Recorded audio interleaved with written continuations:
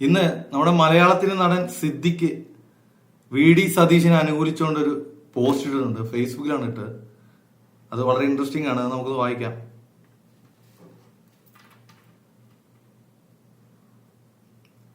Indian national കോൺഗ്രസിന്റെ ഉന്നതതല നേതാക്കളോട് ഒരു വാക്ക്. ഈ നിയമസഭാ തെരഞ്ഞെടുപ്പിൽ കോൺഗ്രസ് പാർട്ടിക്കും ജനാധിപത്യ മുന്നണിക്കും ലഭിച്ച തിളക്കമാർന്ന വിജയത്തിൽ അകമഴിഞ്ഞ് സന്തോഷിക്കുമ്പോഴും ഒരു കാര്യത്തിൽ ഞങ്ങൾ എല്ലാവരും അല്പം ബേജാറിലാണ്.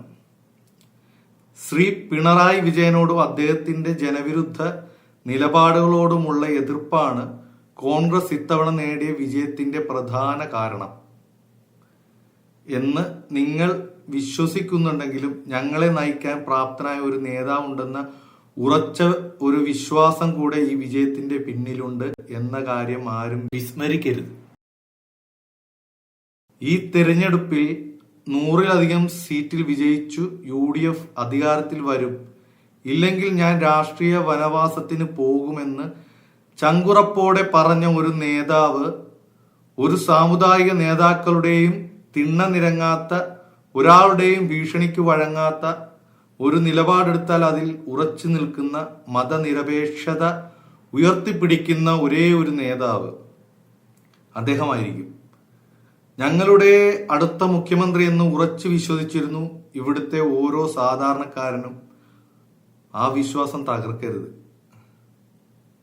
അധികാര വടംവലികൾക്കിടയിൽ ഗ്രൂപ്പ് കളിച്ചും കുതികാൽ വെട്ടിയും മറ്റൊരാൾ ആ പദവിയിലേക്ക് വരരുത്. ഞങ്ങൾ സഹിക്കില്ല, പൊറുക്കില്ല. എന്തെല്ലാം ന്യായങ്ങൾ പറഞ്ഞാലും ഞങ്ങൾ വിശ്വസിക്കില്ല. VD സതീശൻ എന്ന ഒരേ ഒരു നേതാവല്ലാതെ രാഹുൽ ഗാന്ധിയെ പോലും മുഖ്യമന്ത്രിയായി സങ്കല്പിക്കാൻ ഞങ്ങൾക്കാവില്ല. കോൺഗ്രസ് നേതൃത്വം ഇവിടുത്തെ നേതാക്കളുടെ അഭിപ്രായം മാത്രം കണക്കിലെടുക്കാതെ ജനങ്ങളുടെ ആഗ്രഹം കൂടി മനസ്സിലാക്കി ഉചിതമായ തീരുമാനം എടുക്കണം. ഇല്ലെങ്കിൽ തിരിച്ചടി നിങ്ങൾ വിചാരിക്കുന്നതിലും അപ്പുറമായിരിക്കും. ഓർമ്മ വെച്ച നാൾ മുതൽ കോൺഗ്രസ് എന്ന പാർട്ടിക്കൊപ്പം നിന്ന K കരുണാകരനെയും ഉമ്മൻചാണ്ടിയെയും ഇന്നും ഹൃദയത്തിൽ സൂക്ഷിക്കുന്ന ഒരു സാധാരണക്കാരന്റെ കൈകൂപ്പിയുള്ള അപേക്ഷയാണിത്.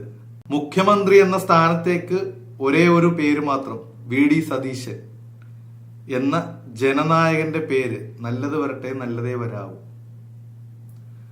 പുള്ളിയുടെ വളരെ വിശദമായിട്ടുള്ളൊരു പോസ്റ്റാണ്. അപ്പോൾ സാധാരണക്കാർക്ക് മാത്രമല്ല, സെലിബ്രിറ്റി ആയിട്ടുള്ളവരും കേരളത്തിൽ മൊത്തം ഉള്ള ഒരു ജനവികാരത്തെ പ്രതിനിധീകരിച്ചുള്ള ഒരു കുറിപ്പായിട്ടാണ് എനിക്ക് തോന്നിയത്. കാരണം അദ്ദേഹം പറഞ്ഞിട്ടുണ്ട്. പിണറായി സർക്കാർ രണ്ടാമത് കയറിയപ്പോൾ ആൾക്കാർ പറഞ്ഞിരുന്ന അതേ കാര്യമാണ് അദ്ദേഹം പറഞ്ഞിരിക്കുന്നത്. കാരണം കോൺഗ്രസിന് നേതാവുണ്ടോ, കോൺഗ്രസിനെ നയിക്കാൻ ആരുണ്ട്, പ്രാപ്തനായ മുഖ്യമന്ത്രി ആകാൻ പ്രാപ്തനായ ആരുണ്ട് എന്നൊക്കെ പറഞ്ഞിരുന്നിടത്തു നിന്ന് VD സതീശന്റെ 5 വർഷത്തെ പ്രവർത്തനങ്ങൾ കൊണ്ട് അദ്ദേഹത്തിൽ അർപ്പിച്ച വിശ്വാസം കൊണ്ടാണ് കോൺഗ്രസ് തിരിച്ചു വന്നത്. ആ ഒരു കാര്യം ഒരു വിസ്മരിക്കാൻ പാടില്ലല്ലോ. എല്ലാം പാലം കടന്നു കഴിഞ്ഞപ്പോൾ കൂരായണ എന്ന് പറഞ്ഞ പോലത്തെ ഒരു അവസ്ഥ ഉണ്ടായത്. ഇപ്പോൾ KPCC ആസ്ഥാനത്ത് അതിന്റെ ഉന്നതതല നേതാക്കളുമായിട്ട് ചർച്ചകൾ നടന്നുകൊണ്ടിരിക്കുകയാണ്. ഇപ്പൊ ഇവർ ചെയ്യുന്നതെന്ന് വെച്ചാൽ ഇപ്പൊ എല്ലാവരുടെ അഭിപ്രായം എടുക്കും. അത് കഴിഞ്ഞ് പിന്നെ ഇവരൊരു 3-4 പേര് പ്രധാന ആൾക്കാർ ഇരുന്നിട്ട് ഫൈനൽ തീരുമാനം അറിയിക്കും. അതാണ് ഇവരുടെ ഒരു പ്രൊസീജിയർ.